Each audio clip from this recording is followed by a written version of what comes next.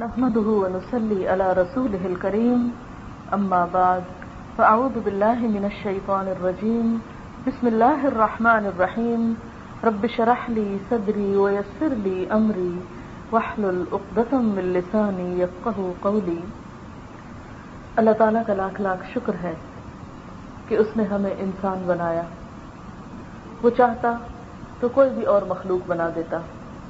مثلاً اگر وہ ہمیں انسان نہیں گدھا بناتا تو ہمارا حال کیا ہوتا، ہماری شکل و صورت کیا ہوتی، ہمارا لباس کیا ہوتا، ہماری آواز کیا ہوتی، ہماری خوراک کیا ہوتی، ہمارا کام کیا ہوتا۔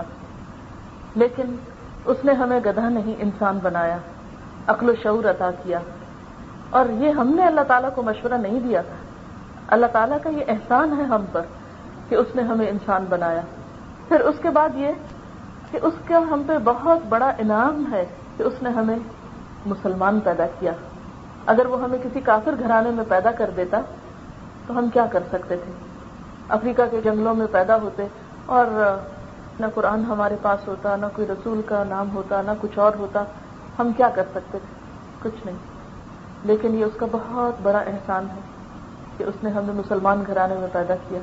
بہت سے لوگ ایسے ملکوں میں رہتے ہیں جہاں مسلمان اور غیر مسلم اکٹھے رہتے ہیں۔ یہاں بھی آپ دیکھتے ہوں گے اپنے آس پاس کئی غیر مسلم بھی ہوتے ہیں، کام کرتے ہیں۔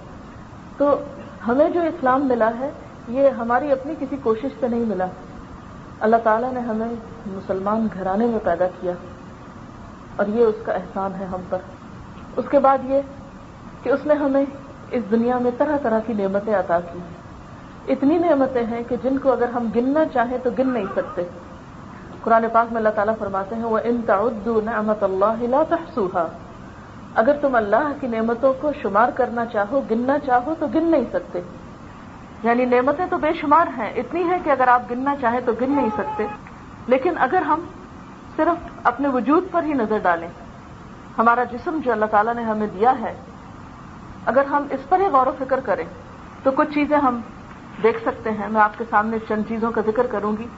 مثال کے طور پر آپ دیکھیں کہ ہم نظر رکھتے ہیں، دیکھ سکتے ہیں۔ اگر ہم دیکھ نہ سکتے ہوتے تو یہ دنیا ہمارے لیے کتنی مختلف ہوتی۔ مثلاً ہم اپنے ماں باپ کو دیکھتے ہیں تو ہمیں کتنا سکون ملتا ہے، ہم اپنے بچوں کو دیکھتے ہیں تو ہمیں کتنی آنکھوں کی ٹھنڈک نصیب ہوتی۔ اگر ان پیارے پیارے رشتوں کو ہم دیکھ نہیں سکتے تو ہماری زندگی میں کتنی کمی ہو جاتی۔ ایک بہت بڑا امیر شخص تھا جس کا نام اوناسس تھا۔ وہ ایک یونانی تاجر تھا، دنیا کی سب سے بڑی جہاز ران کمپنی کا مالک تھا، زیتون کا کاروبار کرتا تھا۔ اسے دنیا کا امیر ترین شخص ہونے کا اعزاز حاصل تھا۔ اس نے امریکہ کی خاتون اول جیکولین کینیڈی سے شادی کی، اور اس کے بعد یہ کہ جیسے ہر انسان کو دنیا سے جانا ہوتا ہے، زوال کا شکار ہوتا ہے اور مر جاتا ہے، دنیا میں چاہے کچھ بھی انسان کو ملے، بہرحال سب کچھ یہیں رہ جانا ہے اور انسان کو خالی ہاتھ جانا ہے۔ اس کے ساتھ بھی یہی ہوا۔ جب وہ فوت ہو گیا تو اس کی زندگی پر ایک فلم بنائی گئی، اور اس میں یہ انکشاف کیا گیا کہ جو اوناسس تھا اس کو ایک عجیب و غریب بیماری تھی، اور وہ بیماری کیا تھی کہ اس کی یہ جو آنکھیں ہیں، ان کے پپوٹے جو ہیں یہ خود سے نہیں اٹھا سکتا تھا۔ یعنی ہم دن میں کتنی دفعہ آنکھیں چپکتے ہیں، نیچے اوپر کرتے رہتے ہیں، ذرا سی روشنی پڑے تو ہم آنکھیں بند کر لیتے ہیں، کوئی چیز ہمیں پسند نہ ہے ہم آنکھیں بند کر لیتے ہیں، اور ویسے بھی تھک جاتی ہیں ہماری آنکھیں تو بار بار جھپکتے رہتے ہیں ہم۔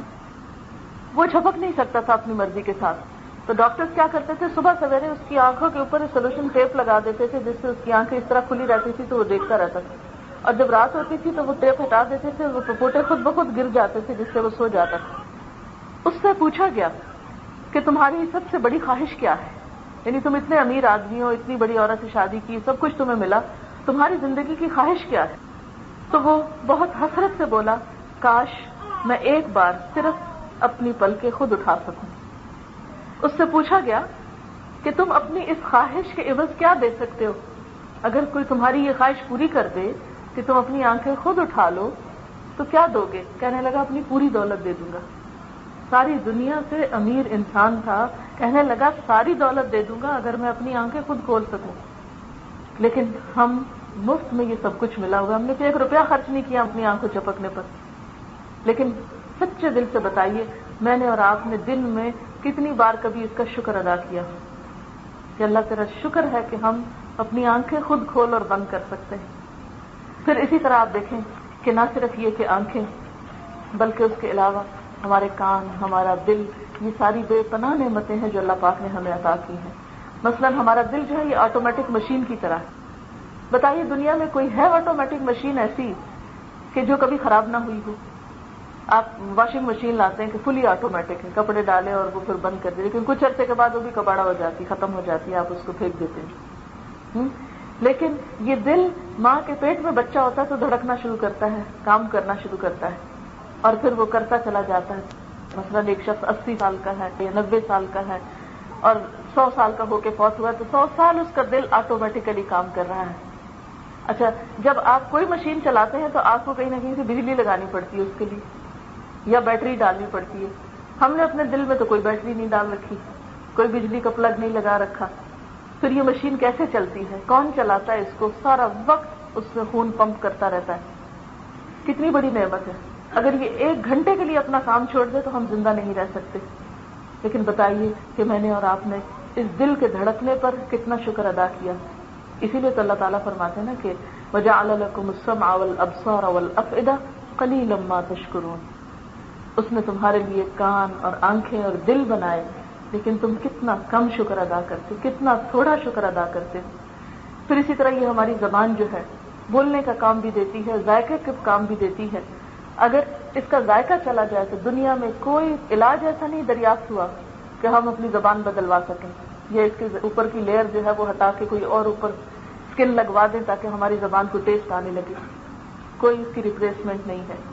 پھر اسی طرح یہ جو ہونٹ ہیں ہمارے، اگر خدا نہ خواستہ ان کو کچھ ہو جائے، یہ ہونٹ نہ ہو تو ہم بول نہ سکیں، ہم کھا پی نہ سکیں. آپ کہتے پانی پینے کے لیے اگر یہ ہونٹ آپ سکیڑ لیں تو خالی دانتوں سے پانی نہیں پی سکتے، آپ خالی زبان سے نہیں بول سکتے جب تک کہ ہونٹ ساتھ نہ دیں.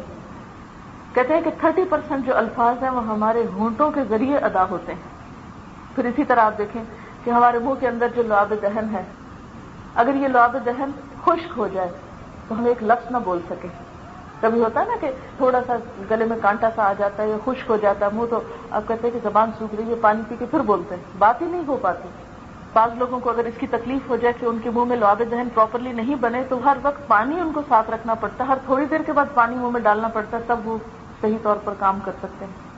تو آپ خود سوچیں کہ اگر صرف ہمیں یہی کرنا پڑ جائے کہ سارا دن منہ ہی گیلا کرنا پڑے، ذرا سوچیں تھوڑی دیر کے لیے، تو ہم دنیا کا کوئی اور کام نہ کر سکیں، نہ لکھ سکیں، نہ کھانا پکا سکیں، نہ کچھ اور کام کر سکیں، نہ صفائی کر سکیں، کہ ہر تھوڑی دیر کے بعد ہم کو منہ گیلا کرنا ہے. لیکن اس پر میں نے اور آپ نے کتنا شکر ادا کیا اللہ تعالیٰ کا. پھر سونگھنے کی قوت جو ہے، خدا نخواستہ اس کو کچھ ہو جائے تو کوئی ناک ٹرانسپلانٹ نہیں ابھی تک ہوتا، اور نہ ہی کوئی وہ خوشبو سونگھنے کی صلاحیت جو ہے وہ کوئی اور دے سکتا ہے ہمیں. پھر اسی طرح سننے کی طاقت جو ہے، یہ بھی اللہ تعالیٰ کی نعمتوں میں سے ایک بہت بڑی نعمت ہے. اگر خدا نخواستہ ہے کان میں کوئی خرابی ہو جائے تو کوئی دوسرا کان لا کے نہیں دے سکتا. وہ سننے کا آلہ تو لگاتے ہیں، لیکن آپ نے دیکھا ہوگا جن لوگوں کا وہ آلہ لگتا ہے ان کو کتنی بیچاروں کو پرابلم ہوتی ہے. پھر اسی طرح ہم دیکھتے ہیں کہ ہمارے پھیپھڑے جو ہیں، ہمارے ہاتھ پاؤں ریڑھ کی ہڈی، یہ سب کچھ خود بخود کام کر رہے ہیں. آپ دیکھیں کہ جانوروں کے اندر بھی ریڑھ کی ہڈی ہوتی لیکن وہ کھڑے نہیں ہو سکتے. ایسا گدھے کے اندر بھی یہ ہڈی ہوتی مگر وہ سیدھا نہیں کھڑا ہو سکتا، اس بیچارے کو ایسے ہی کھڑا ہونا پڑتا، بھینس کو ایسے ہی کھڑا ہونا پڑتا ہے.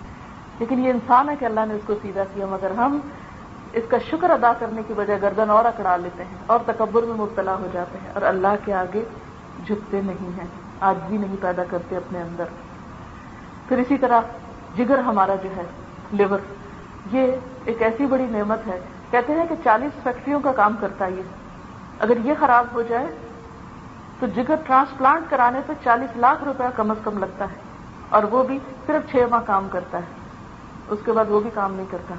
تو آپ خود سوچیں کہ دنیا بھر کی دولت ہم خرچ کر ڈالیں تو یہ ساری نعمتیں اپنے اندر نہیں ڈال سکتے جو اللہ تعالیٰ نے ہمیں مفت میں دی ہیں. اب سوال یہ پیدا ہوتا ہے کہ ان ساری نعمتوں کو دے کر اللہ تعالیٰ ہم سے کیا چاہتے ہیں؟ کیا ہم سے وہ پیسے چاہتے ہیں کہ لوگوں دنیا میں جاؤ، خوب مال کماؤ، پیسہ لے کر آؤ تو پھر میں تمہیں جنت دوں گا، پھر میں تم سے راضی ہوں گا؟ لگتا تو ایسے ہی ہے، اس لیے کہ ہم سب اسی کے پیچھے ہی بھاگ رہے ہیں اور تو کسی کام کے لیے وقت ہی نہیں رہتا ہم کو. نماز پڑھنے کا صحیح وقت نہیں ہے، دین سیکھنے کا نہیں ہے، سکھانے کا نہیں ہے، اور کوئی کام کرنے کا نہیں، اس لیے کہ ہر وقت پیسہ بنانے کی دھن ہے. پھر اسی طرح اور جتنی بھی نعمتیں ہمیں اللہ تعالیٰ نے دی ہیں تو سوچنے کی بات یہ ہے کہ ان نعمتوں کو پا کر اللہ تعالیٰ ہم سے کیا چاہتے ہیں. وہ مال نہیں چاہتے ہم سے، اور نہ وہ ہمارا مال دیکھتے ہیں، یعنی دیکھنے سے مراد ویسے تو دیکھتے ہیں لیکن یہ تو وہ اس سے امپریس نہیں ہوتے کہ کس کے پاس کتنے پیسے اور کون کتنے پیسے رکھتا ہے، کون کتنا مالدار ہے، کتنی جائیداد پراپرٹی ہے کسی کے نام پر، اس کو اس سے کوئی دلچسپی نہیں. ان اللہ لا ينظر الى صورکم واموالکم ولکن ينظر الى قلوبکم واعمالکم. اللہ نہ تمہاری شکلیں دیکھتا ہے نہ تمہارے مال دیکھتا ہے، وہ تو تمہارے دل دیکھتا ہے اور تمہارے اعمال دیکھتا ہے، تمہاری نیتیں دیکھتا ہے اور تمہارے عمل کو دیکھتا ہے کہ تم کیا کرتے ہو. تو وہ ہم سے نہ تو ہمارا مال چاہتا ہے، پھر کیا اللہ تعالیٰ ہم سے کوئی خدمت کرانا چاہتا ہے آپ نے؟ نہیں، خدا نخواستہ ایسی کوئی بات نہیں ہے. اس کو تو کسی کی کوئی ضرورت ہی نہیں ہے، ضرورت مند تو ہم ہیں. یا ایھا الناس انتم الفقراء الی اللہ، اے لوگو تم سب اللہ کے محتاج ہو. واللہ هو الغنی الحمید، اور اللہ وہ بے نیاز ہے، تعریف والا، اس کو کسی کی ضرورت نہیں. پھر وہ ہم سے کیا چاہتا ہے کہ ہم کیا کریں؟ اس نے ہمیں کیوں بنایا؟ وہ ہم سے کس بات کا تقاضا کرتا ہے؟ یہ ساری نعمتیں دے کر وہ ہم سے کیا چاہتا ہے؟ وہ چاہتا یہ ہے کہ ہم اس کو پہچانیں، اس کی عبادت کریں، اس کا شکر ادا کریں. ان نعمتوں کو پا کر نہ وہ قیمت چاہتا ہے ہم سے، نہ ہی ہم سے کوئی اور چیز چاہتا ہے، نہ کوئی خدمت چاہتا ہے، نہ کوئی معاوضہ چاہتا ہے. وہ چاہتا ہے کہ ہم اس کی ان نعمتوں کا شکر ادا کریں. یہ سب نعمتیں اس نے دی ہیں تاکہ ہم شکر گزار بندے بن جائیں. اب سوال یہ پیدا ہوتا ہے کہ شکر کس طرح ادا ہو، یعنی کیا کریں شکر ادا کرنے کے لیے، بندگی کے لیے ہم کیا کریں؟ تو سب سے پہلی بات یہ ہے کہ ہم یہ سمجھیں کہ یہ سب کچھ ہمیں اللہ تعالیٰ نے دیا ہے، کسی اور کے ہاتھ میں نہیں ہے یہ دینا، صرف وہی دینے والا ہے. اس کے ساتھ کسی کو شریک نہ ٹھہرائیں. پہلی بات تو یہ ہے، یعنی یہ نعمتیں اس نے دی ہیں، اس کی طرف سے ہیں، یہ سب اس کا کمال ہے، کسی اور کا نہیں ہے. کیونکہ بعض اوقات لوگوں کو جب دنیا میں کوئی تکلیف آتی ہے، بیماری آتی ہے، کوئی دکھ آتا ہے، کوئی پریشانی آتی ہے، تو وہ کیا کرتے ہیں؟ اللہ تعالیٰ کو بھول کر اور چیزوں کی طرف متوجہ ہوتے ہیں. مثلا بعض لوگ اگر اولاد نہیں تو وہ کیا کرتے ہیں کہ کسی قبر کے پاس جائیں گے یا کسی اور ایسے بزرگ کے پاس جائیں گے اور ان سے اولاد مانگیں گے. تو یہ سب چیزیں پھر کس میں آ جاتی ہیں؟ شرک میں آ جاتی ہیں. تو نعمتوں کو پا کر نعمتوں کے شکر میں پہلی چیز اعتراف نعمت ہے کہ واقعی یہ ہیں نعمتیں اور اللہ تعالیٰ کی دی ہوئی نعمتیں ہیں. دوسری بات یہ کہ ان نعمتوں کو پا کر، ان نعمتوں کو حاصل کر کے ان کو اللہ کی مرضی کے مطابق استعمال کیا جائے. یعنی جو کچھ بھی ہمیں ملا ہے ان نعمتوں کو، ان چیزوں کو ہم صحیح طریقے پر استعمال کریں. اور صحیح طریقہ کون سا ہے؟ جو اللہ تعالیٰ کا پسندیدہ ہے. اور وہ کون سا ہے؟ جو نبی صلی اللہ علیہ وسلم کی سنت کے مطابق ہے. اس طریقے پر. اب مثال کے طور پر کیسے؟ مثلا اگر اللہ تعالیٰ نے ہمیں زبان دی ہے، یا اللہ تعالیٰ نے ہمیں آنکھیں دی ہیں، یا ہمیں دل دیا ہے، یہ تو ہم مان لیے کہ یہ سب کچھ اسی نے دیا ہے. اب یہ کہ ان سے وہ کام لے جس سے وہ راضی ہو جائے. مثلا زبان سے ایسی باتیں کریں کہ جو اللہ کی پسند کی ہوں، اور وہ باتیں نہ کریں جو اللہ تعالیٰ کو ناراض کرنے والی ہوں. لیکن اگر ہم اپنی زندگیوں کا جائزہ لیں اور ہم اپنے اوپر غور و فکر کریں تو ہم خود اپنے آپ سے سوال کریں کہ ہم اپنی زبان کو کن چیزوں میں استعمال کرتے ہیں. کیا اللہ تعالیٰ کی مرضی کے مطابق، کیا اس کو راضی کرنے کے کاموں میں، یا ادھر ادھر کی فضول باتوں میں؟ ہماری زبان اللہ کا ذکر کتنا کرتی ہے؟ کیونکہ آپ دیکھیں نا، جو چیز آپ کے دل میں ہوتی ہے وہ زبان پر خود ہی آنے لگتی ہے. تو مشکل نہیں ہوتی اس کو زبان پہ لانے میں. اگر دل میں اللہ تعالیٰ کی محبت ہو، دل میں اس کی نعمتوں کی قدردانی ہو، دل میں شکر گزاری کے جذبات ہوں، تو پھر ہو نہیں سکتا کہ زبان ذکر نہ کرے. اسی لیے وہ دعا سکھائی گئی نا کہ رب اجعلنی لک شکارا لک ذکارا، اے اللہ مجھے اپنا بہت زیادہ شکر کرنے والا اور بہت زیادہ ذکر کرنے والا بنا. تو اس لیے شکر ادا کرنے میں کیا کرنا ہے؟ اللہ کی نعمتوں کو اللہ کی مرضی میں استعمال کرنا ہے، اللہ سبحانہ و تعالیٰ کی پسند کے مطابق. اور اس میں ایک ایک چیز کو آپ دیکھ سکتے ہیں، اپنا حساب خود لے سکتے ہیں. مثلا زبان ہے تو زبان سے اللہ سبحانہ و تعالیٰ کا ذکر کرنا ہے. یعنی آپ صلی اللہ علیہ وسلم کا طریقہ کیا تھا؟ کان یذکر اللہ فی کل احیانہ، ہر وقت اللہ کا ذکر کرتے تھے، صبح شام، اٹھتے بیٹھتے لیٹتے جاگتے، کھانا کھانے سے پہلے، کھانے کے بعد، واش روم جانے سے پہلے، وہاں سے نکلنے کے بعد، چھینک آنے پر، اچھی خبر سننے پر، بری خبر سننے پر، کسی کے فوت ہونے پر. یعنی آپ دیکھیے کہ اگر آپ مسنون اذکار کی کوئی کتاب پڑھیں تو آپ حیران ہو جائیں گے کہ سارے دن میں آپ صلی اللہ علیہ وسلم نے ہر موقع پر ذکر کیا. دن میں 70-100 بار تو استغفار ہی کیا کرتے تھے. حالانکہ قرآن پاک میں آتا ہے کہ آپ کے اگلے پچھلے سب گناہ معاف تھے، آپ گناہوں سے یعنی معصوم تھے، لیکن اس کے باوجود آپ کیا فرماتے تھے کہ افلا اکون عبدا شکورا، میں اللہ تعالیٰ کا شکر گزار بندہ نہ بنوں. ذکر کرنا جو ہے وہ دراصل کیا ہے؟ شکر ادا کرنا ہے اللہ تعالیٰ کا، جو زبان کے ساتھ ہوتا ہے. پھر اسی طرح ان نعمتوں کے شکر کا ایک اور اہم ترین حصہ یہ ہے کہ ان نعمتوں کو اللہ کی نافرمانی کے کاموں میں استعمال نہ کیا جائے. مثلا زبان ہے تو زبان سے مثلا جھوٹ نہ بولا جائے. آپ کو معلوم ہے کہ جب کوئی شخص جھوٹ بولتا ہے تو فرشتے اس کے منہ کی بو سے کئی میل دور چلے جاتے ہیں. یعنی اتنا مکروہ کام ہے جھوٹ بولنا. جھوٹ اور ایمان ایک دل میں جمع نہیں ہوتا. جھوٹ ایمان کا دشمن ہے. پھر اسی طرح غیبت کرنا، دوسروں کی پیٹھ پیچھے بیٹھ کے اس کی عزت خراب کرنا، اس کی برائیاں کرنا. نبی صلی اللہ علیہ وسلم جب معراج پہ تشریف لے گئے تھے تو آپ نے دیکھا کہ کچھ لوگوں کے ناخن تانبے کے ہیں اور وہ ان ناخنوں سے اپنے منہ اور سینے کو نوچ رہے ہیں، اپنا گوشت نوچ رہے ہیں. تو آپ نے پوچھا کہ یہ کون لوگ ہیں جو اپنے آپ کو نوچ رہے ہیں؟ تو بتایا گیا کہ یہ وہ لوگ ہیں کہ جو دوسروں کی پیٹھ پیچھے ان کی برائیاں کرتے تھے اور ان کی عزت کو پامال کرتے تھے، ان کی عزت سے کھیلتے تھے. آج ہم لوگوں کا شغل اور مشغلہ بن گیا ہے کہ اپنی تو کوئی بات یاد نہیں، نہ اپنی کوتاہیاں، نہ عیب، نہ غلطیاں، ہر وقت دوسروں کے عیب چننے میں لگے رہتے ہیں. کیا فرمایا قرآن پاک میں اللہ تعالیٰ نے؟ وَيْلٌ لِكُلِّ هُمَزَةٍ لُمَزَةٍ، ہلاکت ہے، تباہی ہے ہر اس شخص کے لیے جو تانا دینے والا ہو، عیب جوئی کرنے والا. تو جو شخص بھی دوسروں کے عیب کے پیچھے پڑ جاتا ہے تو اللہ تعالیٰ اس کو اس کے گھر میں رسوا کر کے چھوڑتا ہے. تو ہمیں اپنی زبان سے ان ساری باتوں کو چھوڑ دینا چاہیے، کیونکہ نبی صلی اللہ علیہ وسلم نے فرمایا کہ اللہ تعالیٰ پسند نہیں کرتے کس چیز کو؟ مال کے ضائع کرنے کو، سوالوں کی کثرت کو، اور کیل و کال کو، بحث مباحثے کو، فضول لغویات کو، گفتگو کو. کامیاب مومنوں کی تعریف کیا بیان کی گئی ہے قرآن پاک میں؟ قد افلح المؤمنون الذین هم فی صلاتهم خاشعون، اور پھر والذین هم عن اللغو معرضون، کہ یقیناً کامیاب ہو گئے وہ مومن جو اپنی نمازوں میں خشوع اختیار کرتے ہیں اور وہ جو لغو باتوں سے پرہیز کرتے ہیں. لغو کیا؟ بے مقصد، بے فائدہ.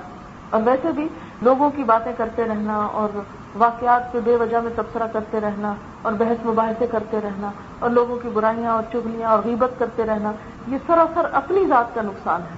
ہم تو کسی کو لیٹ ڈاؤن کر رہے ہوتے ہیں نا، یا کسی کو نیچا دکھا رہے ہوتے ہیں، حالانکہ اپنی نیکیاں اس کو بھیج رہے ہوتے ہیں. اس لیے اس چیز سے پرہیز کرنا یہ کیا ہے؟ زبان کی نعمت ملنے پر اللہ کا شکر. پھر اسی طرح کانوں سے وہ چیزیں نہ سنی جائیں کہ جو اللہ تعالیٰ کو ناپسند ہے. لیکن کس قدر افسوس کی بات ہے کہ آج گھر گھر میں میوزک ہو رہا ہے. یعنی کہیں پر بھی ٹیلی ویژن ہو، آپ کھولیں خبریں ہی سنیں گے تو آپ پہلے تو میوزک سنیں گے. پھر اسی طرح آپ دیکھیں کہ چلو وہ تو ایک اور بات ہے، اضطراری ہو گیا، لیکن ہم تو اختیاری میوزک سنتے رہتے ہیں. یعنی بہت سے لوگوں کا مشغلہ ہی کیا ہے، پسندیدہ کام ان کا کیا ہے؟ میوزک سننا، اٹھتے بیٹھتے کھاتے پیتے، حتیٰ کہ واش روم تک میں لوگ گاتے بجاتے جا رہے ہوتے ہیں. یعنی یوں لگتا ہے کہ زندگی کا مقصد ہی یہ رہ گیا ہے. تو یہ کیا ہے؟ یہ اللہ تعالیٰ کا ذکر تو ہم نہ سنتے ہیں نہ کرتے ہیں. ابھی ہم حرم میں تھے تو میں نے یہ بات بہت نوٹ کی کہ عموماً جب قرات شروع ہوتی ہے تو بچے چیخ دھاڑ مچا دیتے ہیں، اتنا شور کرتے، اتنا روتے چیختے ہیں. وہ حیرانی ہوتی ہے کہ اللہ کا ذکر ہو رہا ہے، ان کو کیا ہو گیا، یہ کیوں چیخ رہے ہیں؟ پھر مجھے یہ بات سمجھ میں آئی کہ اگر یہ روز گھر میں تلاوت سنیں، روز ان کے گھر میں قرآن پاک کا کیسٹ لگے، یہ بچے روز سنیں، تو یہ یہاں آ کے چیخے نہیں، یہ قرآن سن کے ڈرے نہیں، یہ قرآن سن کے روئے نہیں، بلکہ قرآن کی آواز سے ساتھ ہی خاموش ہو جائیں، آرام سے بیٹھ کے سنیں. کیونکہ یہ بات تجربے سے ثابت ہوئی ہے. برطانیہ میں اس پر ایک تجربہ ہوا کہ کچھ ماؤں کو جب بچے ان کے پیٹ میں تھے تو ایک خاص قسم کا میوزک سنایا گیا. جب وہ بچے پیدا ہوئے تو وہ جب روتے تھے ان کو وہ میوزک سناتے تھے، وہ چپ ہو جاتے تھے جو وہ ماں کے پیٹ میں سنتے رہے. تو اس سے وہ تجربہ کیا کہ جس آواز سے بچے مانوس ہوتے ہیں اس کو سن کر ان کا خوف دور ہو جاتا ہے. لیکن ہمارا حال کیا ہے کہ ہمارے بچے قرآن سن کے رونا شروع کر دیتے ہیں. ماں نماز پڑھنے لگتی، بچے رونا شروع کر دیتے. کیوں روتے ہیں؟ اگر ماں پہلے دن سے نماز پڑھتی ہو ان کے سامنے تو بچوں کو پتا ہو کہ ماں نے اتنی دیر تو خاموش ہونا ہی ہے، یہ تو اس کا کام ہے. یہ تو دن میں 5 دفعہ ایسے ہوتی ہے، اس لیے وہ بھی ساتھ کھڑا ہو جائے گا، وہ بھی سجدے کرنے لگے گا، وہ بھی آگے آ کے لیٹ جائے گا، لیکن وہ روئے گا نہیں، وہ چیخے چلائے گا نہیں. تو یہ ہم ماؤں کی ایک بہت بڑی ذمہ داری ہے کہ ہم اپنے بچوں کی اچھی تربیت کریں، اور اسی وقت ہو سکتی ہے جب ہم اپنی اچھی تربیت کریں اور اپنے آپ کو حرام سے بچائیں. اگر ماں خود کو حرام سے نہیں بچا سکتی تو بچے کو کیسے منع کر سکتی کہ تم یہ کام نہیں کرو؟ اگر ہم خود اپنے گھروں میں فلمیں دیکھ رہے ہوں بیٹھ کے تو ہم بچوں کو کس طرح منع کر سکتے ہیں کہ وہ نہ دیکھیں؟ جس چیز سے ہم خود نہ رک سکتے ہوں ہم دوسروں کو روک ہی نہیں سکتے. یعنی باہر کی تبلیغ تو چھوڑیں، ہر ماں گھر میں ایک مبلغہ ہے، ایک معلمہ ہے. ماں کی گود جو ہے وہ ایک مدرسہ ہے. تو جس ماں کے اپنے اندر تقویٰ نہ ہو، خدا کا خوف نہ ہو، اس کے بچوں میں تقویٰ جا ہی نہیں سکتا. پھر آپ دیکھیں جتنے بڑے بڑے علماء پیدا ہوئے ہیں، جتنے بڑے بڑے نیک لوگ پیدا ہوئے ہیں، اگر ان کی زندگیوں پر غور کیا جائے تو آپ دیکھیں گے کہ وہ لوگ تھے کہ جن کی مائیں بہت نیک تھیں. امام بخاری رحمۃ اللہ علیہ کے بارے میں آپ نے پڑھا ہوگا کہ وہ بہت چھوٹے تھے کہ انہیں بخار شاید آیا یا کوئی بیماری آئی تو ان کی نگاہ چلی گئی. تو ان کی ماں اتنا رو رو کر دعا کرتی تھی اپنے بچے کے لیے کہ اللہ تعالیٰ نے ان کی آنکھوں کی نظر لوٹا دی. اور پھر اتنی تیز نظر تھی امام بخاری کی کہ چاندنی راتوں میں بیٹھ کر انہوں نے تاریخ کبیر لکھی تھی. یعنی وہ چاندنی راتوں میں بیٹھ کے پھر لکھ لیا کرتے تھے. تو یہ کیا تھا؟ ماں کی تربیت تھی. تو ہم سب جو ہیں وہ اپنی ذمہ داریوں کو پہچانیں اور اپنے فرائض کو پہچانیں اور اللہ تعالیٰ کی ان نعمتوں پر شکر ادا کریں جو اس نے ہمیں دی ہے. پھر اسی طرح آپ دیکھیں کہ ہمارے قدم یا پاؤں اللہ کی نعمت ہے، تو ان قدموں سے چل کے جانا نیکی کے کاموں کے لیے یہ شکر ادا کرنا ہے، اور غلط کاموں کے لیے جانا، گناہ کے راستوں پہ جانا، یہ اللہ تعالیٰ کی ناشکری میں آ جاتا ہے. اب آپ دیکھیں کہ مثال کے طور پر مساجد جو ہیں وہ اللہ تعالیٰ کی سب سے پسندیدہ جگہ ہے، اور بازار جو ہے وہ سب سے زیادہ ناپسندیدہ جگہ ہے. ہم اپنے دل سے پوچھیں ہمارا دل کہاں زیادہ لگتا ہے؟ یعنی ہر عورت کے اندر ایک خاص شوق ہوتا ہے کہ کب بازار جائیں، کون سی نئی چیزیں خریدنا ہو یا نہ ہو. پھر ہمیں نہیں یاد ہوتا کہ بچے چھوٹے ہیں، نہ یاد ہوتا کہ کھانا پکا کے نہیں، بس جو موقع ملا کوئی آفر آئی بس چل پڑے. تو اب ان قدموں کا کیا حساب دیں گے؟ یعنی مسجد جاتے ہوئے تو ہے ہمارے پاؤں میں درد ہے اور آج یہ مشکل ہے وہ ہے، یا کہیں دین کے درس سننے کے لیے یا اور کوئی نیکی کا کام کرنے کے لیے ہم طاقتوں کو کیسے استعمال کریں. پھر اسی طرح مثلا مال جو ہے وہ اللہ کی نعمت ہے. ہم سب سوچے کہ ہم اپنا مال کن کاموں میں استعمال کرتے ہیں، حلال کاموں میں یا حرام میں. مال حلال طریقے سے حاصل کرتے ہیں یا حرام طریقے سے حاصل کرتے ہیں. کہیں ایسا تو نہیں کہ کسی کا غصب کیا ہو یا کسی کا حق مارا ہو یا کسی کے ساتھ زیادتی کی ہو یا کسی کا ناجائز ہتھیایا ہو. پھر اسی طرح آپ دیکھیں کہ ہمارا جسم جو ہے، ہماری صحت جو ہے، یہ بھی اللہ کی نعمتوں میں سے ایک بہت بڑی نعمت ہے. تو اس کا شکر کیسے ادا کریں گے کہ اپنے جسم کو اللہ تعالیٰ کی عبادت میں تھکائیں گے اور غلط کاموں سے بچائیں گے. پھر اسی طرح آپ دیکھیں نہ صرف یہ کہ نیکی کے کاموں میں لگانا بلکہ سستی اور کاہلی سے بچانا، یہ بھی ایک شکر ادا کرنا ہے. ورنہ ہم بعض اوقات کیا کرتے ہیں، محض سستی کاہلی کے مارے پڑے رہتے ہیں، کوئی کام نہیں کرتے. پھر اسی طرح اولاد جو ہے یہ اللہ کی ایک نعمت ہے، تو اس کو اچھی تربیت دینا تاکہ وہ آپ کے لیے صدقہ جاریہ بنے، یہ اللہ تعالیٰ کی اس نعمت کا شکر ادا کرنا ہے. پھر اسی طرح آپ دیکھیں کہ وقت جو ہے یہ اللہ تعالیٰ کی ایک بہت بڑی نعمت ہے. تو اس وقت کو اچھے کاموں میں استعمال کرنا، اس کا شکر ادا کرنا ہے، اور وقت کو ضائع کرنا اور وقت کو بیکار کاموں میں لگانا یہ اللہ تعالیٰ کی ناشکری ہے. اور پھر بات یہ ہے کہ جو شکر ادا کرتا ہے وہ اپنا ہی فائدہ کرتا ہے. قرآن پاک میں اللہ تعالیٰ فرماتے ہیں وَمَن يَشْكُرْ فَإِنَّمَا يَشْكُرُ لِنَفْسِهِ، اور جو شکر ادا کرتا ہے وہ اپنے ہی ذات کے لیے کرتا ہے، اپنے ہی فائدے کے لیے کرتا ہے. اور پھر شکر ادا کرنے کے لیے جو بہترین لفظ ہے وہ کیا ہے؟ الحمدللہ. اور الحمدللہ کا فائدہ کیا ہے کہ الحمدللہ تملأ المیزان، میزان کو بھر دیتا ہے. اور اٹھتے بیٹھتے مثلاً آپ کھانا ہی پکا رہی ہیں تو اس وقت اگر آپ یہ سوچیں کہ کتنے گھرانے ایسے ہیں کہ جن کو یہ میسر نہیں جو میری ہنڈیا پہ پک رہا ہے. اگر آپ سوچیں کہ دنیا میں کتنے ہی ملکوں میں قحط پڑ رہا ہے، یعنی آج کل بھی زمبابوے کا علاقہ جو ہے اس میں شاید 20,000 لوگ پر ویک مر رہے ہیں. اس طرح 1-2 دن پہلے میں نے خبر سنی تھی کیوں؟ قحط کی وجہ سے، ایڈز کی وجہ سے اور بیماریوں کی وجہ سے، کیونکہ جب کھانے کو نہیں ملتا تو ہر بیماری حملہ آور ہوتی ہے۔ مثلا خاتون نے کھانا ہے، کھانا بھی پکا رہے ہیں تو ہم شکر ادا کرتے، اللہ تعالیٰ شکر ہے تو نے یہ دیا، اللہ تعالیٰ شکر ہے تو نے یہ دیا، کھائیں تو شکر ادا کریں، دیں بچوں کو تو شکر ادا کریں، اور ان لوگوں کا سوچیں کہ جن کے پاس یہ کھانا نہیں ہے، جن کو اگلے وقت کے کھانے کے لیے ہاتھ پھیلانا پڑتا ہے۔ اپنے ہی ملکوں میں ہم دیکھیں کہ کتنے ہی بے شمار لوگ ہیں جو بھوکے ہیں، جن کے پاس لباس نہیں، جن کے پاس تعلیم نہیں۔ اللہ تعالیٰ ہمیں اس کی توفیق عطا فرمائے۔ وآخر دعوانا ان الحمد للہ رب العالمین۔ سبحانک اللہم وبحمدک، نشہد ان لا الہ الا انت، نستغفرک ونتوب الیک۔ والسلام علیکم ورحمۃ اللہ وبرکاتہ۔